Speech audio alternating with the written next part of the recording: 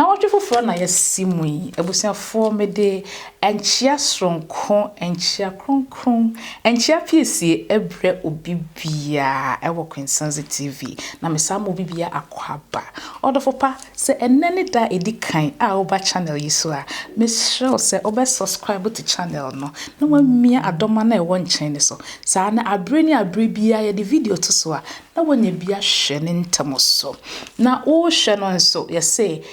caring is sharing and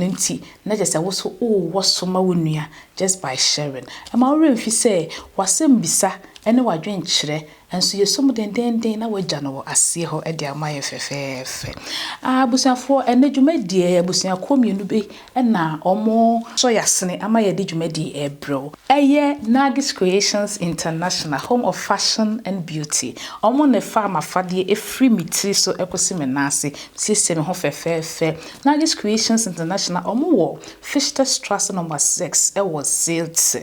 Afi so omo telephone number e 01511 692 7810. Eye dwumaku bi a wo pese wo nya atade so na wo de kɔ baabi a wo di mu a wo de frɛ wo mo no be di dwumadi nyina ama na afei na afro accessoire omo nso aso ya sene den ama ye de abrewatia ejade ebrew na afro accessoire omo wo Fichterstrasse number 38 se okɔ hɔ a entoma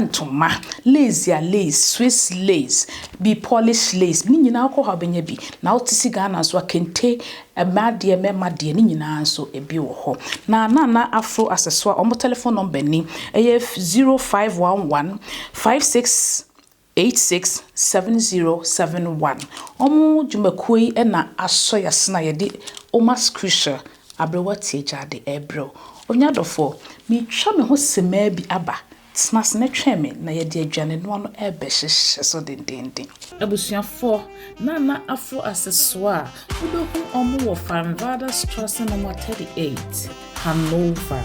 na ura na afro accessoire eniema ewo ho enya asem ketwa entoma lace Swiss lace Polish lace kente ememade ahnye papa ejade nioma enchensi empreti entre ade na wo hwehwe wonya bi adepanfo enemo so pati denne rana na afro accessoire na wo se de wo pe bia every tape ekosi chalk ayede pamade ni nyina ebi wo na afro accessoire onya me kanfo na amom na omo telephone number nie 0511 568 67017 na afro accessoire o mama ya sia yeki for me sana mo akwa abasoko bio eba almost kitchen abrewati jade e ho na ye wi ene ye de bibi foforo na esa abra abrewati apoto ahye ne nana no so won fambre enti bra yen se bre kra no abrewati nana o ha onu abetumi no mutu se de dawo ye no na wo de dwumadi no ahyehye so awana akaba eva Queensense meje wo so a ahenewa medase ene na abrewa ti asa suma me mo hodoti aba ene wo se memfa akapiti ene mremo timwa mo hwe epono yisu a eniema eguhoi na mde ba be di dwuma no me wo me kobi me wo me momone me wo masanti jene mo asa de munim no asanti jene de me nkonja ne ho bebe me kobi a o chekere bo maboso me de ka me ho na me de nenam me wo me meko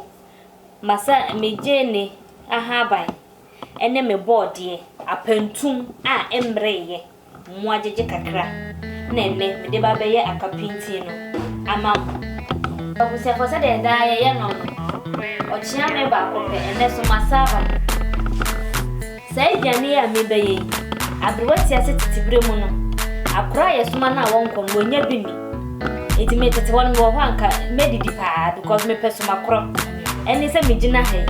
ye suma mi ana me di so ye suma mi ana me di so ai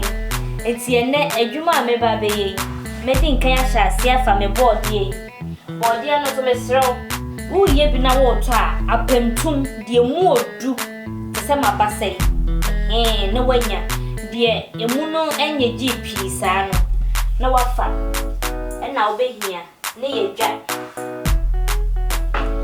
Yo abusiafo, se de da ye no. Yen sebre. Na menje moda ade nyina no. Board ye na medwa no. Machine kuro ya ene so mede ne ba bedi dwumai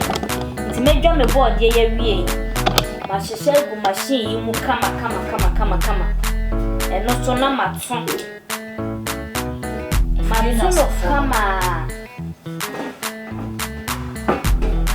no ane sa waka atum nti afide no ana mi besoi nti me ba temperature no so na mamia nti eno me penu 200 na abai na ma back time no so nti body no time a me de beto no me hia be 25-30 minutes eti na me mia time no so na time no so aba eno ane say class ye da he na wo mia so kosa kopem bra obedru minute a opesa wo de ton wa de nti 30 minutes na menyen na me mia me machine so adwumafo na asha ase edi dwumayo me nsemre no me meko ni mije ni masa mije na hanhan na mafai ti no ane se ti me meko na mafa no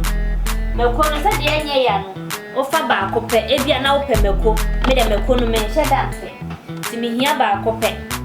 mafa mije na hanhan eno so metwa ni ti no etwa na no kakra ma hohoro mo dada se de be ya efi bia ni ewura emem ni edi a yenya hoɔden nti metwitwa eno so afa nde bia brewati ade mabo so mo ma me no no so nie ono so me fa na mahua nti no ane se meje na hahan na metwitwa jene no so eno so me fa kakra bi se de be ya aduane ni be nya hwamu nti busiafo adwuma je na mekuso no nti me meko meje na hahan ene meje na asanti jene na me fae no enie wato wontene kakra se de be ya nchini ntwam nti e fa ne kakra because great man did a hase therefore machine wa mafue wa yi nkonwa wa ha wa ya nsenchene nti me board ye no na atutun yo ne fe na enu an se me dia tu na enie me de ta no ni nchemu e bobo ni se ya pew na me dia ye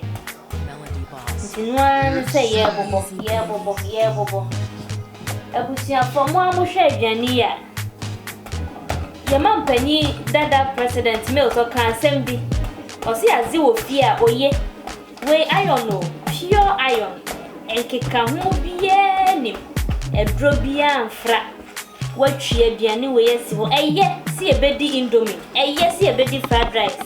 die ho ne wache ne nenkeka ho na emomum yensan koyechi ne enkofa yetete amamra ayira no etina abrewatia ama ya de sa adwumadie we aba Queensense TV so se de be ya ye ntiti miane a eyira ne nyina ye be sa akofa abrewati aka asembi ose na mafo ayaba ye ni maduane ne kanti de bia ye se emrewafo aduane a ye hunu kan de koda na emefo aduane ebusafo aduane ya meye ni be ya ewo mane ne de he eye emrewafo aduane ne ye hunu kanti ene yasim abaifo eye mrewafo aduane entina na afro accessories ene Nuggets creation akabom ami enam Queensense TV so ede yetete miane nyina eseba dude na chi no ebobo ni se ya pew na emu no ebubu yempe no kokoto nti yepese yenya akire ni bi wom nti ne yede aha ne bobo na yemfa etane yem no na ebetwi no because the tree ni nyina besaya so de ne nchemu ne bubom ema emu no ebiebie keke se de be ya no so benya bi abubom ye nche ho no ye de ebusia panyi beto nsuo ebunsu ebu ne ho na ye hie ye nkatie because nkatie no ye de betwum na ye pese ye nya bi bubom ni nti no ye betche ho kakra ama eho na ye hwehwe hwam se de be ya ye di aduane na ye betse nkate no na ye tete ya bitimi abobbo bi so ewo ye num ti no so ye betche mu kakra ye de atwi ye aduane nim adofo me nkate no na awie no obetumi atwi afra emeko no ene jene no na me nam se me pen nkate no wo mu nintino maye ni se wie no mahwie agum ede etano nchemu no abobbo mu se ya se de be ya enya mu pi because me twifra ameko na eno so ye ba ebe ya mu dodo nti me pen nkate no wo mu nintino se ya na mabobbo no wo nimfimfini abubum keke na me de afra se de be ya menya nkate no ewo aduane na medi nim na media mabobom ewo menum because me se na hoodin wo nti mpese media mebobbo nkate no wo nti emu abubu awie no me de nchemu no so afra maduane no se ya akapinti no eni o abusiafo aduane ni yenye ya na monsa me enko azi ofia wo ya papa kan ye ya mpo azi ofia oyampa wa monhwe acha don reba ko meet aduonum na ye wie na obi ba na aduane we si wujade a ye dia asida ni nyina be ma sensitive eni aboafo a omo kutekuta na sene ama ye de dwumade be pie TV so na Afro Accessories na Nagis Creation abusia ye mpene wo mo no ma ya ade dodo ye de tete ba nkasa enam sensitive so ne yaboafo na Afro ene Nagis Creation nti abusiafo aduane nanu ani o don reba ko meet aduonum na wakapinti na ye ready we offer free adwuma ba na we si ne table so a wa utimu za na ninje na ne beje dodo na ne beje efie di fie ye dia brochire Ghana e ba brochire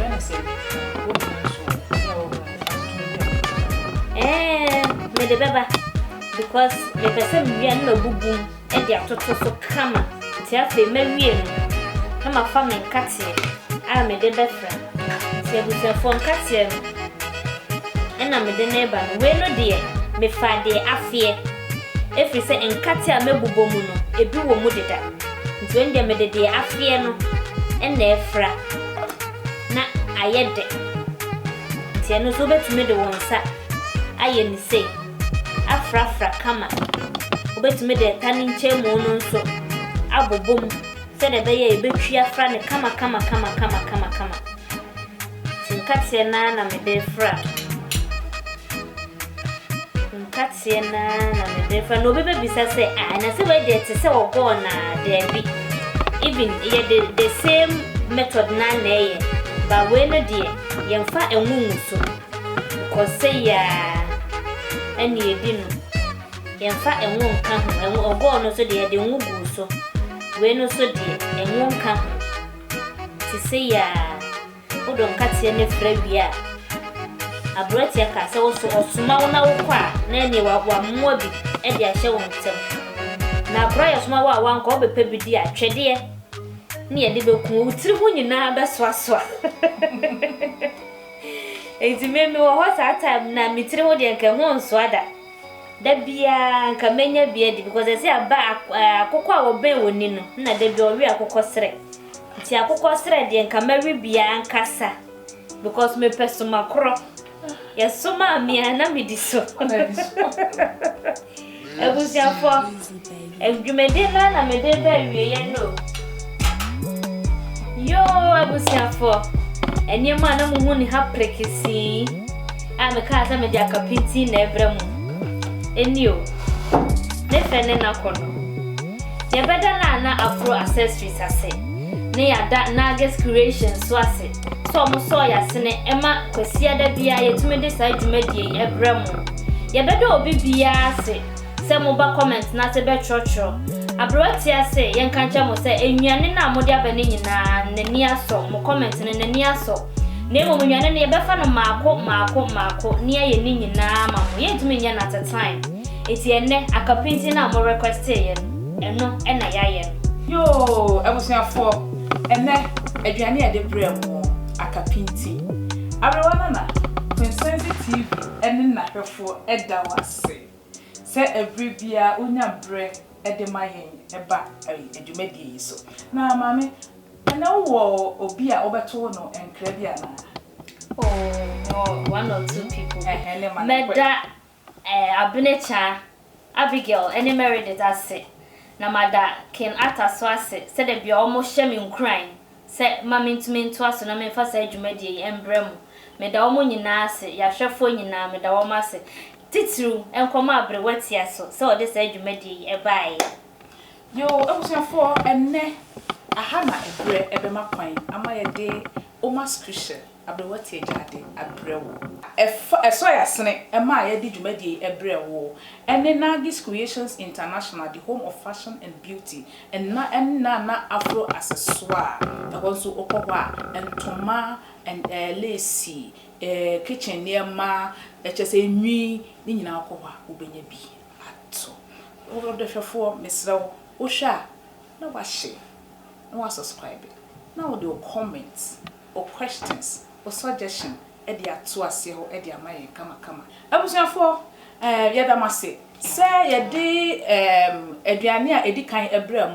mu de comment ne suggestions bebre e baaye enipa no bebre na di aduane ahodo abreye ampasa wo ho nso a na wo aduane bi a wo pese ye beye e kira ubetumi eja no wo ye comment session ho amaye na ye behwe na ye de aduane no nso abre o se de tie pepe dasene ye besa ehia bi me da obi bia se I love you all to the max.